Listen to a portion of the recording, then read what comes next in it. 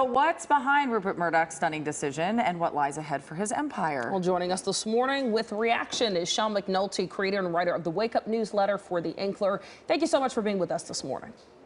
Happy to be here. Thank you. So, we've been talking about this morning. If you look at it on paper, it has been a rough year for Fox, which was forced to settle that defamation lawsuit with Dominion. They have another lawsuit shortly after Fox fired its most popular personality, Tucker Carlson.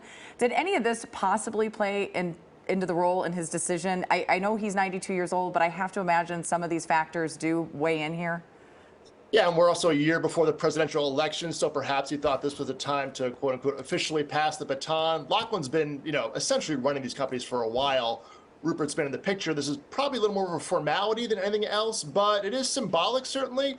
But in terms of the company, there's a lot of challenges ahead. We just had the huge Disney Charter face-off where the Disney channels got blacked out on Charter for about 10 days, and Fox is in the middle of renegotiating their contracts for Fox News and the Fox network with these same carriers. So a big challenge ahead, and they're looking for an increase. They have about $2.20 per subscriber right now. Reportedly they want about $3 a subscriber, so they're asking for a big increase. So there's a lot of financial challenges ahead for Fox Corp and News Corp as well, for that matter, which Lachlan's heading up both companies. But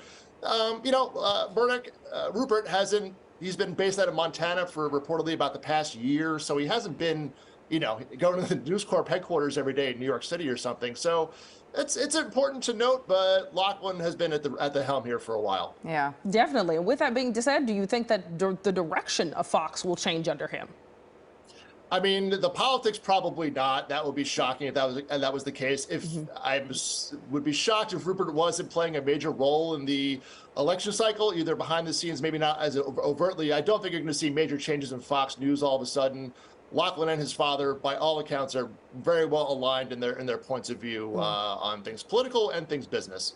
Well, that's why it almost reminds you a little of the show Succession, right? Right. And you have another son who left the company, who didn't align necessarily as much with his father as Lachlan does.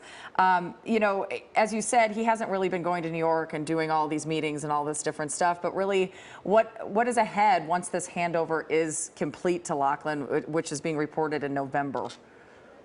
Yeah, Lachlan's been running the earnings calls on Fox and things like that. So the Wall Street has been well acclimated to dealing with Lachlan, so that's not going to change too much. It's really more of a behind-the-scenes matter for Rupert in this sense. So going forward, Lachlan's been the CEO. He still is the CEO of these companies. So not too much in the operational sense, but the real question is how engaged is Rupert going to be? Probably in the political cycle over the next year is what everybody's been keeping their eye on to see what goes on with Fox News specifically. And will we get another season now of Succession? Inspired. Succession leaves, Rupert leaves. You can make your own assumption as to the connection there. So we shall see. Yeah, season 5. Who knows? Thank you so much for joining us this morning. We really appreciate it.